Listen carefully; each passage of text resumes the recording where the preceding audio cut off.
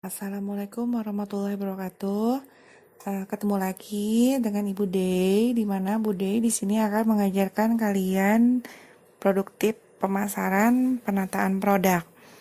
Ada beberapa hal yang ingin Ibu sampaikan. Kalian nanti menyimak voice note yang Ibu sampaikan tentang materi saat ini. Lalu nanti kalian meresume di buku. Oke, lanjut aja ya langsung ke penataan produk dalam bisnis retail. Mengenal penataan produk. Bisnis marketing memerlukan beberapa komunikasi antara produsen dengan konsumen untuk mempromosikan barang secara langsung agar dapat menarik minat calon pembeli terhadap produk yang dipromosikan. Salah satu komunikasi antara produsen dengan pelanggan dapat terjadi melalui gambaran visual, layout maupun penataan produk atau display di dalam toko. Dalam hal ini, penataan produk atau display merupakan suatu peragaan untuk mempengaruhi konsumen melalui demonstrasi pemajangan barang sehingga diperoleh kesan tersendiri bagi konsumen atau semi-personal. Pengertian penataan produk menurut Bu Hori Alma, display adalah keinginan membeli sesuatu yang didorong oleh seseorang tapi didorong oleh penglihatan atau oleh perasaan lainnya. Jadi, display dapat pula dikatakan sebagai bagian kegiatan promosi yang sering disebut dengan the silent salesman. Pelaksanaan display yang baik merupakan salah satu kunci keberhasilan self-service dalam menjual barang-barang. Penataan produk dilakukan bukan hanya sekedar barang tersedia di dalam toko atau tempat menjual, namun lebih dari itu. Display produk dilakukan agar konsumen dengan mudah bisa melihat dan memilih produk yang ditawarkan, sehingga memberikan keleluasan dan kenyamanan konsumen agar terjadi pembelian produk yang ditawarkan. Tujuan penataan produk atau pendisplay, yang pertama ada attention dan interest customer. Attention dan interest customer memiliki pengertian untuk menarik perhatian para pembeli yang dilakukan dengan cara menggunakan lampu warna-warni, pernak-pernik, cat dinding yang bervariasi warna, bila perlu diberikan hiasan, plang toko yang besar, dan sebagainya. Tujuan display produk ini lebih mengarah pada usaha agar calon konsumen tertarik pada produk serta mau datang dan masuk ke dalam toko atau lokasi tempat jualan.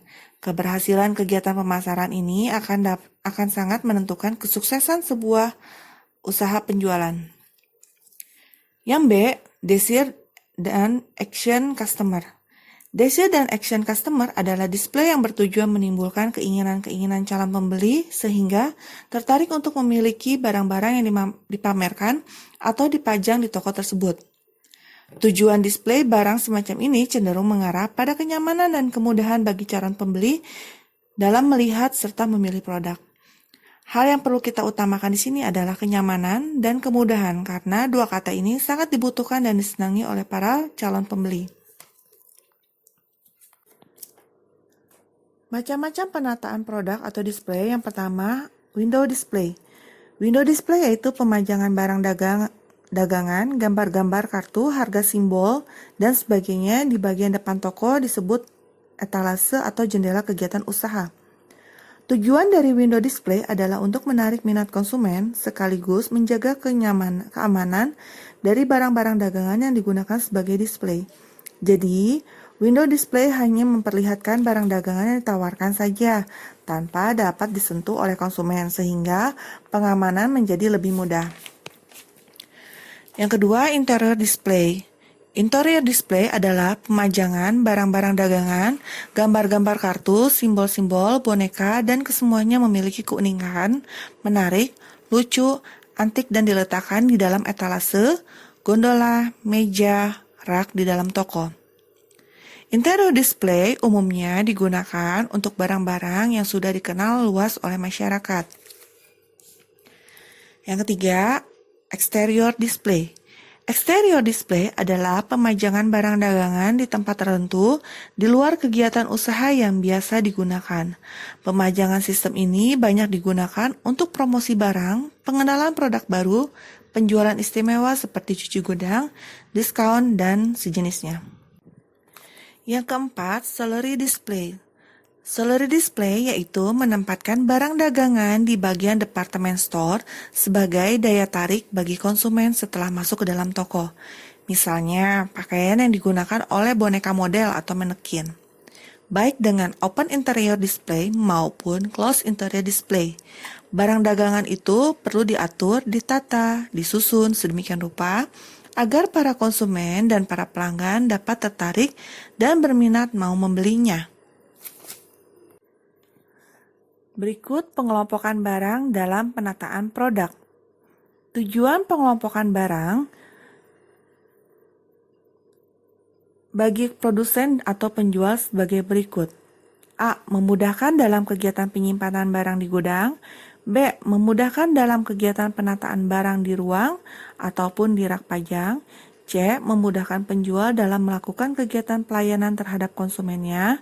D. Memudahkan dalam kegiatan pengambilan barang dari gudang atau ke tempat pemajangan. Dan yang E. Memudahkan dalam melakukan kegiatan pengawasan dan pemeliharaan barang dagangan. Yang kedua, mengidentifikasi pengelompokan barang yang akan dipajang. Barang yang dipajang pada suatu tempat dapat dikelompokkan sebagai berikut. Pengelompokan barang berdasarkan penggunaan barang, pengelompokan berdasarkan merek barang yang sama, pengelompokan berdasarkan pada ukuran barang, pengelompokan barang-barang kebutuhan konsumen. Di dalam toko swalayan, barang-barang dagangan dikelompokkan menjadi 3. Yang pertama, barang supermarket. Yang kedua, departemen non-food. Yang ketiga, departemen household. Yang keempat, departemen toys. Yang kelima, departemen stationery. Lalu barang fresh itu ada yang pertama vegetable atau sayuran, kedua fresh fruit atau buah, ketiga fresh meat atau daging, keempat dairy product atau produk susu, dan produk yang berasal dari pengolahan susu, yang kelima frozen atau barang-barang yang dibekukan. Lalu ada juga barang fashion. Yang pertama, departemen kemeja dan kebutuhan pria. Yang kedua, departemen kebutuhan wanita. Dan yang ketiga, departemen kebutuhan remaja dan anak bayi. Pengelompokan barang dagangan dalam melakukan klasifikasi penggolongan barang yang ditata. Untuk memudahkan calon pembeli memilih barang yang diperlukan serta mempermudah dalam melakukan penataan barang, maka harus dilakukan pengelompokan barang dagangan atau grouping. Grouping adalah sistem untuk melakukan seleksi dan pemilihan sejumlah barang yang akan dijual dengan mengelompokkan penempatan item atau jenis barang yang strategis guna mempermudah membeli memilih barang. Jadi grouping sangat erat kaitannya dengan display. Kegiatan grouping juga dimaksudkan agar barang yang satu dengan barang yang lainnya memiliki sifat kimia berbeda, tidak bercampur. Apabila tercampur dapat mengurangi kualitas barang. Dalam pengelompokan di toko, tiap-tiap produk diberi label pada rak sesuai dengan barang yang dipajang dengan mencantumkan kode barang, merek, jumlah barang yang ada di rak. Grouping pada toko swalayan skala kecil umumnya dilakukan dalam 2 kelompok besar, yaitu food dan non-food. Oke, segitu penjelasan dari materi penjelasan dari Ibu. Nanti kita lanjutkan kalian dengan mengisi link berupa Google Form di mana kalian menjawab pertanyaan-pertanyaan yang Ibu berikan. Baik, terima kasih. Wassalamualaikum warahmatullahi wabarakatuh.